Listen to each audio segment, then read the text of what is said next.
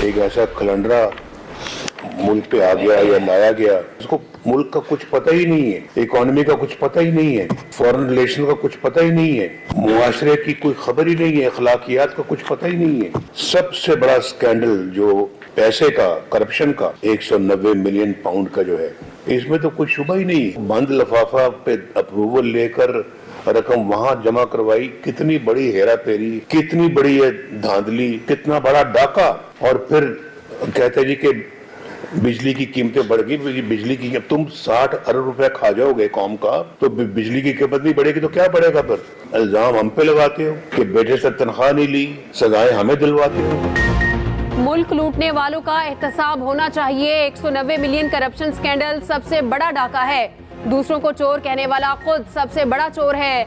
नून league के कायद नवाज शरीफ के मुखालिफिन पर तनकीदी नश्तर, कहा एक खलंडरे ने मुल्क का बुरा हाल कर दिया, इसे मईशत और आलमी ताल्लुकात का कुछ पता नहीं था। बंद लिफाफा लहराकर काबीना से मंजूरी ली गई। कौम को बताएं ये डाका किसने डाला? 60 अरब खा जाओगे तो बिजली महंगी नहीं होगी तो और क्या होगा? हमारी बदनसीबी है कि 75 साल खेल खेले जाते रहे। ख्वाहिश है पाकिस्तान को इस गर्दाब से बाहर निकाला जाए।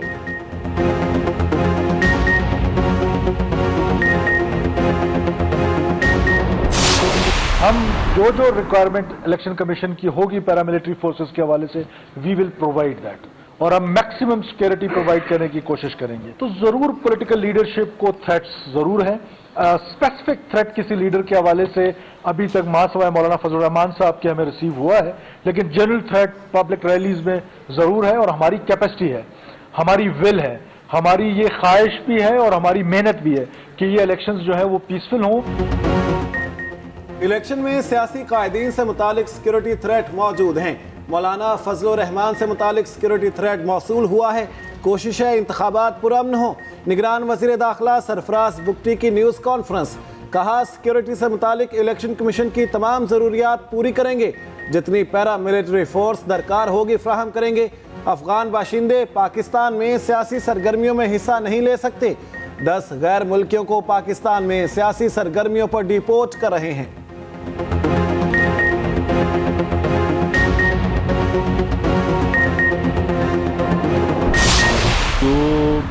शेड्यूल जिसके मुताबिक हम काम कर रहे हैं, तो उसके लिहाज से तो हम 14-15 दिसंबर तक जो है ये सारा मामला जो है इसको कंप्लीट जो है वो कर रहे थे। देखिए जी, दहशतगर्दी के ख़तरात तो हैं, इससे पहले भी थे, लेकिन अब उनकी वजह से इलेक्शन को पोस्टपोन तो नहीं किया जा सकता।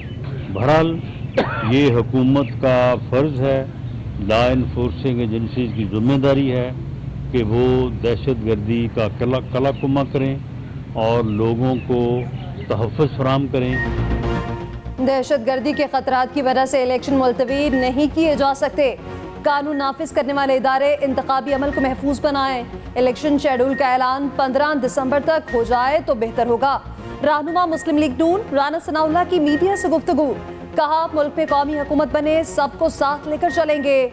सीट एडजस्टमेंट होगी, किसी से सियासी इत्तेहाद नहीं करेंगे। हर एक के लिए सीट एडजस्टमेंट के दरवाजे खुले हैं। किसी के साथ नाइंसाफी हो रही है तो अदालतों से रुजू करें। आम इंतखाबात में नून लीग अक्सरियत हासिल करने जा रही है। नून लीग सिर्फ पंजाब से 100 से ज़ायद सीटें जीतेगी।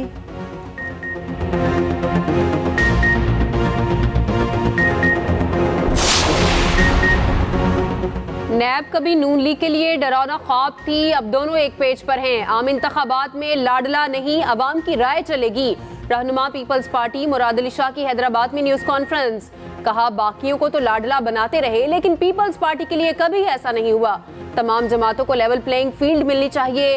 हर जमात को इलेक्शन में हिस्सा लेने का हक होना चाहिए। नून लीग के थरकोल से मुतालिक मुज़ाहिका खेज दावे में कोई हकीकत नहीं। आम इंतखाबात के बाद पीपल्स पार्टी बड़ी जमात बनकर उभरेगी। Chairman People's Party Bilawal Bhutto अगले वजीर आज़म होंगे।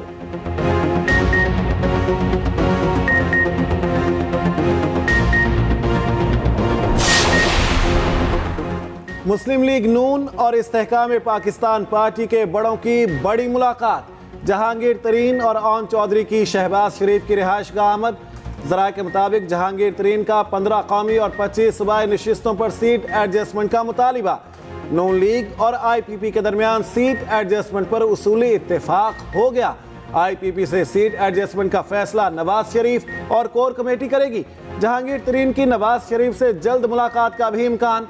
लाहौर में अब्दुल अलीम खान, ऑन चौधरी, मुराद रास, शुएब सिद्दीकी की सीट एडजस्टमेंट अहम।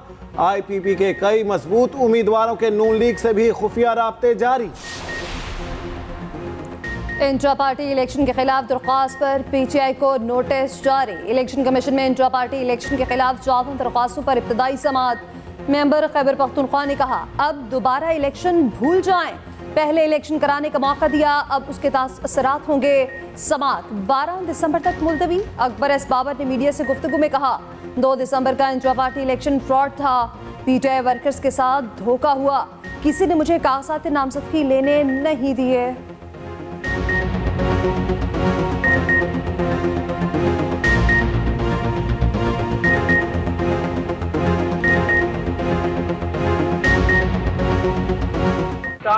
तहरीक इंसाफ के ये जो नाम नहाद इंट्रा पार्टी इलेक्शंस हुए हैं, जो पाकिस्तान तहरीक इंसाफ कहती है कि 2 तारीख को एक इंट्रा पार्टी इलेक्शंस हुए। ये इलेक्शन किसी सूरत में नहीं थे। ये इलेक्शन के नाम पे इलेक्शन की एक तज़हीक है, इलेक्शन का मजाक उड़ाया गया है। आप इस बात से कोई इनकार कर ही नहीं सकता कि ये एक मुकम्मल फ्रॉड है। तहरीक इंसाफ की बड़ी विकेट गिर गई। साबिक वजीर खजाना सेनेटर शौकत तरीन ने PTI को खैर बात कह दिया। शौकत तरीन का सियासत छोड़ने का भी फैसला। पार्टी जराये के मुताबिक शौकत तरीन का सेनेट से भी इस्तीफा देने का फैसला। पार्टी क़यादत को आगाह कर दिया।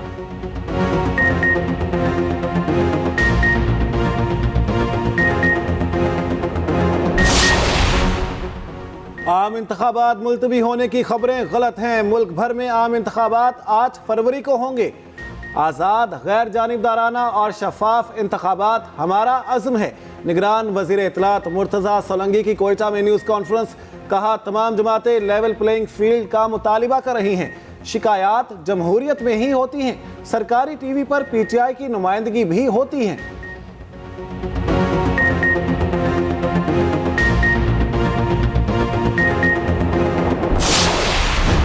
पाकिस्तान स्टॉक एक्सचेंज में एक और रिकॉर्ड साज दिन। 100 इंडेक्स 66,000 पॉइंट्स की नफसियाती हद उबूर कर गया। 100 इंडेक्स 1505 पॉइंट्स इजाफे से 66,223 पर बंद हुआ। इंटरबैंक मार्केट में अमेरिकी डॉलर 48 पैसे सस्ता, 283 रुपए 63 पैसे पर बंद। उधर फी तोला सोना 300 रुपए सस्ता, 2,18,600 रुपए का हो गया।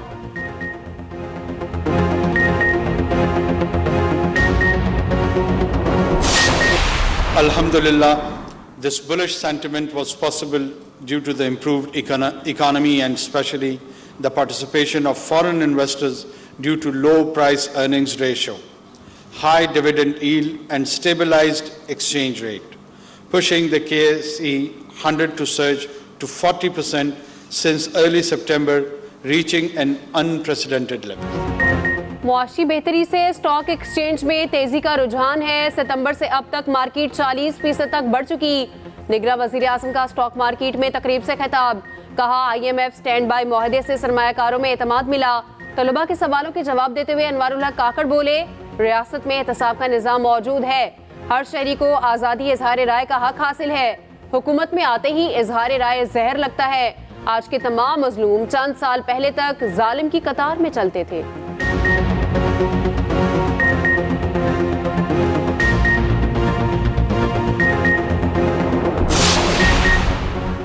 पाकिस्तान के लिए $70 करोड़ की नई किस्त की मंजूरी जल्द मुतवक्के। ब्लूमबर्ग के मुताबिक IMF एग्जीक्यूटिव बोर्ड का इजलास 11 जनवरी को होगा। स्टैंड बाय प्रोग्राम के तहत अगली किस्त की मंजूरी मुतवक्के है। पाकिस्तान और IMF के दरमियान स्टाफ लेवल मुआहिदा 15 नवंबर को तय पाया था।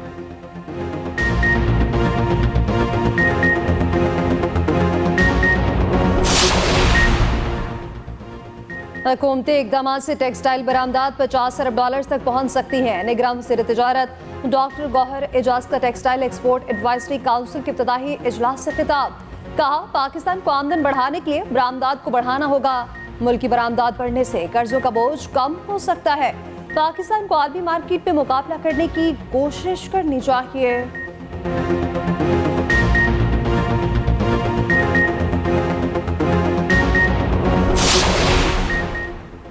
आहत चीमा को बड़ा रिलीफ मिल गया। आमदन से जायद असासाजात रेफरेंस में बरी।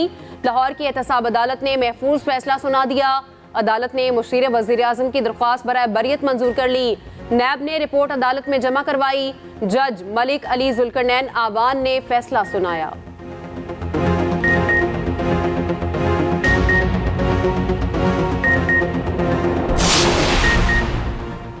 बानी चेयरमैन पीटीआई की नाअहली के खिलाफ दरखास्त लार्जर बेंच को अरसाल।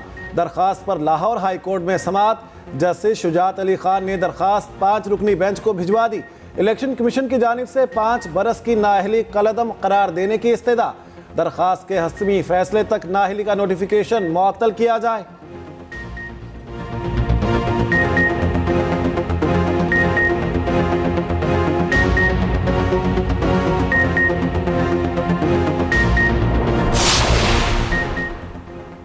£190 मिलियन केस में बड़ी पेशरफ। बानी चेयरमैन पीटीआई के शरीक मुल्ज़िमान को इश्तिहारी करार देने की कार्रवाई शुरू। शहजाद अकबर, जुल्फी बुखारी और फरह कोकी के इश्तिहार जुडिशल कॉम्प्लेक्स में चिस्पा। मुल्ज़िमान 6 जनवरी को अदालत में तलब। एहतसाब अदालत के जज मोहम्मद बशीर के अहकामात पर इश्तिहार जारी किए गए।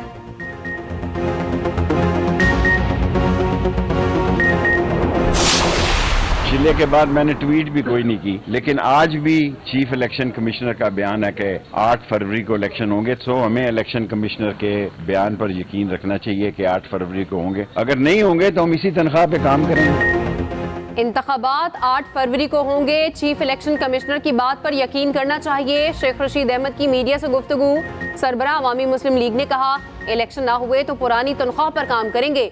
इदारों का एहतराम सब पर लाजिम है। चिल्ले के बाद कोई ट्वीट भी नहीं किया। 2 हलकों पर मुश्तमिल मेरी छोटी सी सियासत है।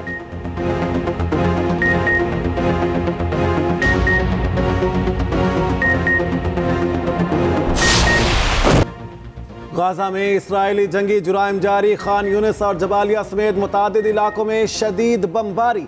सेहूनी फौज के बदतरीन हमलों में इमारतें मलबे का ढेर बन गईं। फलस्तीनी मुसन्निफ और सहाफ़ी डॉक्टर रिफत अल अरैर शहीद हो गए। शहीदों की मजमूई तादाद 17,000 से तजावुज कर गई। काबिज फौज निहत्ते शहरियों को पकड़ने लगी। मगवी फलस्तीनियों के साथ दर्दनाक सलूक। शदीद सर्दी में कपड़े उतार कर खुले मकाम पर बिठा दिया गया। आंखों पर पट्टियां और हाथों में गिरहें लगाईं। अक़वाम मुत्तहिदा की जनरल असम्बली से फलस्तीनियों के हक में 5 करारदादें मंजूर। यहूदी आबादकार बस्तियों के खिलाफ पनाह गुज़ीनों की मदद और तहफ़्फ़ुज़ की करारदाद शामिल। पनाह गुज़ीनों की मदद के हक में 168 ममालिक ने वोट दिया। अमेरिका समेत 10 ममालिक वोटिंग के दौरान गैर हाजिर रहे। लेबनान से इसराइल पर हमलों में बड़ा इजाफा। हिजबुल्लाह ने एक रोज में 13 फौजी अहदाफ को निशाना बनाया। 2 इसराइली फौजी जहन्नुम वासिल। लेबनान से महाज गर्म होते ही सेहूनी क़यादत की बढ़कें शुरू। इसराइली वज़ीर-ए-आज़म ने बैरूत को गज़ा बनाने की धमकी दे दी। लेबनान के जनूबी सरहदी इलाके में वाइट फॉस्फोरस से हमला कर दिया। दूसरी जानिब हमास की जवाबी कार्रवाई में तेजी आ गई। 3 रोज में 135 इसराइली गाड़ियों को निशाना बनाया। झड़पों में साबिक इसराइली अमरीकी चीफ का बेटा एक मेजर समेत हलाक। निहत्ते फलस्तीनियों के कत्लेआम में कई ममालिक मुलविस निकले। मुख्तलिफ ममालिक ने सहूनी जारियत में बराबर का हिस्सा लिया। इसराइल को फौजी साजो सामान से भरे 200 कार्गो तैयारे मिले। 10,000 टन से जायद फौजी साजो सामान तलबी पहुंचा। हथियार, गोला बारूद और फौजी गाड़ियां फराहम करके पुष्पनाही की गई। इसराइली वजारत दिफा ने गैर मुल्की अमदाद की तस्दीक कर दी।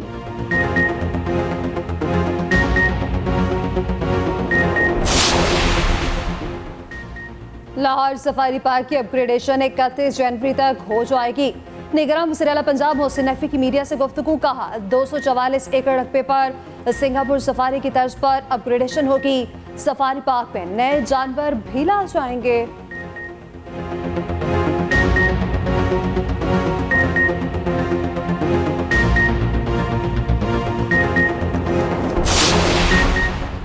जमात इस्लामी ने इंतखाबी मुहिम का आगाज कर दिया। अमीर जमात इस्लामी सिराजुल हक मुल्तान पहुंच गए। कारकुनों से खिताब करते हुए सिराजुल हक ने कहा, आज से पूरे पाकिस्तान में इंतखाबी मुहिम का आगाज कर रहे हैं। जागीरदारों और सरमायादारों के बजाय अवाम हमारा साथ दें।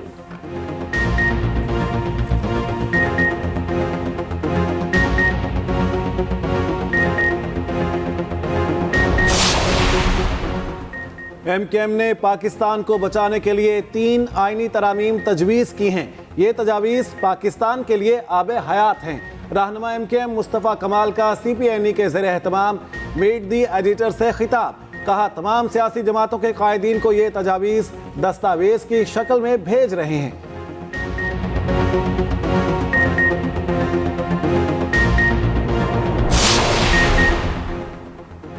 कराची के आतिश सदकी से मुतासरा शॉपिंग मॉल के ताजिर सरापा एहतजाज।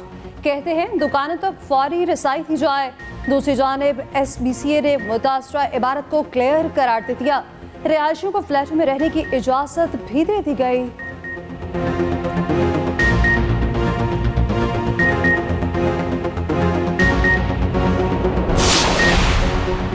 OGDCL की बड़ी कामयाबी, सिंध से तेल और गैस के बड़े ज़खायर दरियाफ्त। तर्जुमान के मुताबिक कुएं से 85 लाख क्यूबिक फीट यौमिया गैस निकलेगी। यौमिया 360 बैरल खाम तेल के ज़खायर भी मिल गए। नई दरियाफ्त से मुल्की इंपोर्ट बिल में कमी होगी।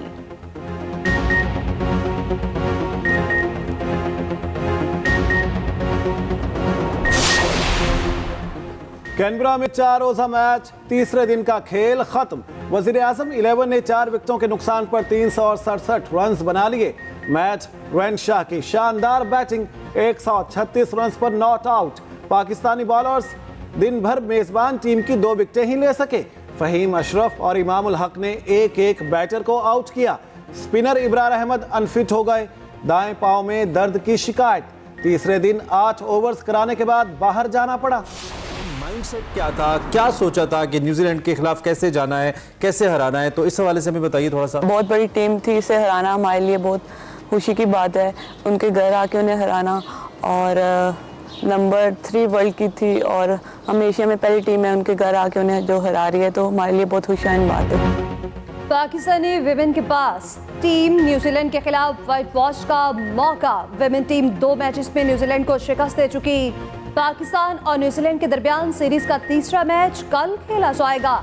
सीरीज में बेहतरीन कारकर्दगी दिखाने वाली नतालिया परवेज ने मॉर्निंग शो एक्सप्रेसो में शिरकत की।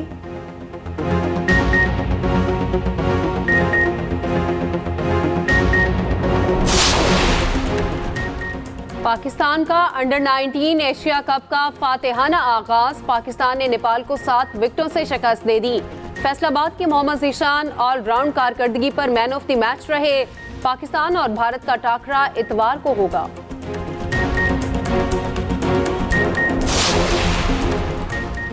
सऊदी अरब का जंगी त्यारा तरबियती परवाज के दौरान गिरकर तबाह। त्यारे में सवार दोनों पायलट जाँ बहक। F-15S त्यारे ने शाह अब्दुल अजीज ज़ोहरान एयरबेस से परवाज भरी।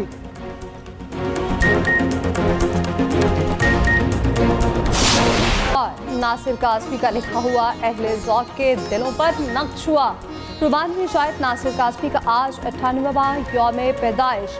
गज़ल में छोटी बहर की शायरी की रिवायत डाली। नासिर कासमी के अल्फाज आज भी हर सू खुशबू फैला रहे हैं।